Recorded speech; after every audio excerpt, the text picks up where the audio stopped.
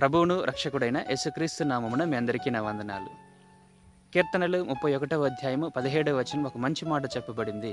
నీ యందు భయభక్తులు గలవారి ఎడల నీవు దాచి ఉంచిన మేలు ఎంతో గొప్పది. దేవుడు తన పట్ల భయము భక్తి గలవారికి ఒక గొప్ప మేలును దాచిపెడుతున్నాడు.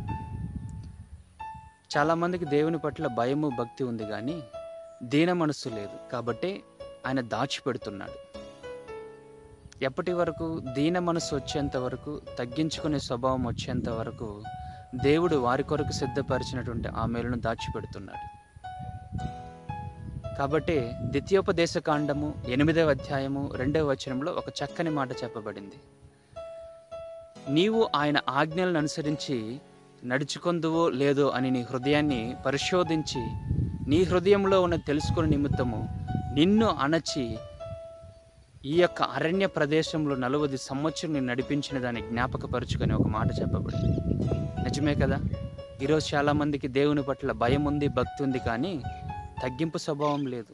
అందుకే యెషయా 57:15వ వచనంలో చెప్పబడింది, దీన మనస్సు గలవారి వద్ద నేను నివాసము చేస్తాను. అంతకుముందు ఆ స్టార్టింగ్ వచనంలో చెప్పబడుతుంది, మహాగణుడును సర్వాధికారిని మహోన్నతుడును అయినప్పటికీ నేను దీన మనస్సు గలవారి వద్ద నివాసం చేస్తానన్నాడు. ఆయన నీ దగ్గర నివాసం చేయడానికి ఒకటి కావాలి, దీన మనస్సు. నీలో భయము భక్తి ఉన్నప్పటికీ ఆ దీన మనసు వచ్చేంత వరకు నీ కొరకు సిద్ధపరిచినటువంటి, నీ కొరకు ఏర్పాటు చేయబడినటువంటి ఆ మేలు దాచపరచబడుతుంది. అంతేగాని నీకు మేలు చేయకూడదని కాదు. ఈ విషయం చాలామంది క్రైస్తవులకు అర్థం కాక, నేను దేవుని పట్ల భయము భక్తి నిలిపినప్పటికీ, ప్రతి విషయంలో ఆయనను చూస్తున్నాడని నేను భయము కలిగి నడుచుకున్నప్పటికీ నాకు ఇప్పటి వరకు కూడా ఎలాంటి మేలు జరగలేదు, నా జీవితంలో ఏ మేలు కూడా నోచుకోవడం లేదు అని చాలామంది విసిగి వేసారిపోయి, కొంతమంది అయితే క్రైస్తవ జీవితం నుంచి వెనుదిరిగిపోదామని ఆలోచన చేస్తారు. కానీ వాస్తవం ఏంటంటే, నీలో తగ్గింపు స్వభావం ఉన్నట్లయితే ఆ భయము భక్తితో పాటు దేవుడు నీ కొరకు సిద్ధపరిచినట్టు ఆ మేలు ఎన్నో రోజులు దాచి ఉంచబడదు, అతి త్వరలో నీకు దొరుకుతుంది. ఒకవేళ నువ్వు ఆ యొక్క తగ్గింపు స్వభావం లేక బ్రతికావేమో ఆలోచన చేసుకో. అబ్రహామును దేవుడు 75 వయసులో పిలిచాడు. పిలిచినప్పుడు అతనికి ఒకే ఒక కొరత ఉంది, సంతానము లేదు.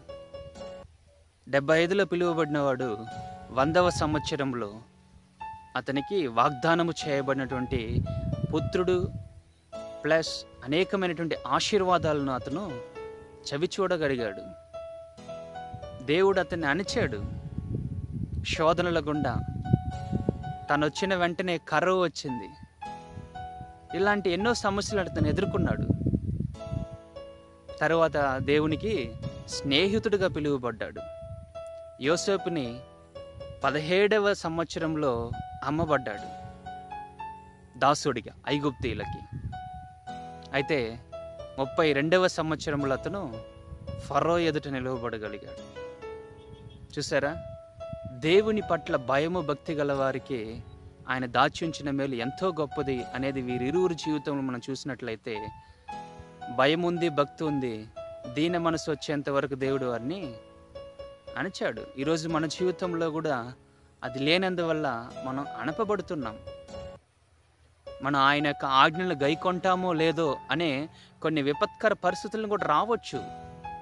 అయితే నువ్వు నేనేం చేయాలంటే, దీన మనస్సు కలిగి ఆయన యందు భయము భక్తితో పాటు ఈ స్వభావం కలిగి ఉన్నప్పుడు నీ కొరకు దాచి వచ్చినటువంటి మేలు ఎంతో గొప్పది. అబ్రహాము అనేక మంది విశ్వాసులకు తండ్రి అయ్యాడు. అతని ద్వారా రాజులు, అతని ద్వారా గొప్ప గొప్ప వ్యక్తులు పుట్టారు అతని కడుపు నుంచి. యోసేపు ఐగుప్తు రాజ్యానికి దాసుడుగా అమ్మబడినటువంటి ఆ రాజ్యానికి ఏలికగా నియమింపబడ్డాడు. అప్పటి వరకు ఏలుతున్న రాజుని సైతం దేవుడు డమ్మి చేసి ఇతనికి ఆ దాచి ఇచ్చినటువంటి ఆ గొప్ప మేలును చవిచూడడానికి ఒక గొప్ప ఆస్కారం కలిగింది. ఈరోజు వాక్యం వింటున్న నా సహోదరి సహోదరుడా, నేను దేవుని పట్ల భయము భక్తి నిలిపినప్పటికీ నా జీవితంలో ఇంకా ఆ మేలు అనేది నాకు దరికి రాలేదు, నా కనుచూపు మేరల్లో కూడా కనిపించలేదని సోలిపోవద్దు. దేవుని పట్ల భయం నిలిపావు, మంచిది. దేవుని పట్ల భక్తి నిలిపావు, చాలా మంచిది. అయితే ఈ రెండిటితో పాటు దీన మనస్సు నువ్వు పొందుకున్నప్పుడు ఆయన నీతో ఉంటాడు. సరైన సమయంలో ప్రసంగి 3:1 చెప్పబడినట్టు నీకు దాచి ఉంచినటువంటి ఆ మేలు ఎంతో గొప్పది. ఆ ఎంతో గొప్పదైనటువంటి ఆ మేలు నువ్వు అనుభవిస్తావు. తద్వారా దేవుని యొక్క ఆ ఆశీర్వాదం నీ మీద ఉందని అన్యజనులు సైతము దేవుడు నిజమైన దేవుడని ఒప్పుకోగలరు. దేవుడి వాక్యాన్ని ఆశీర్వదించునుగాక. ఆమేన్.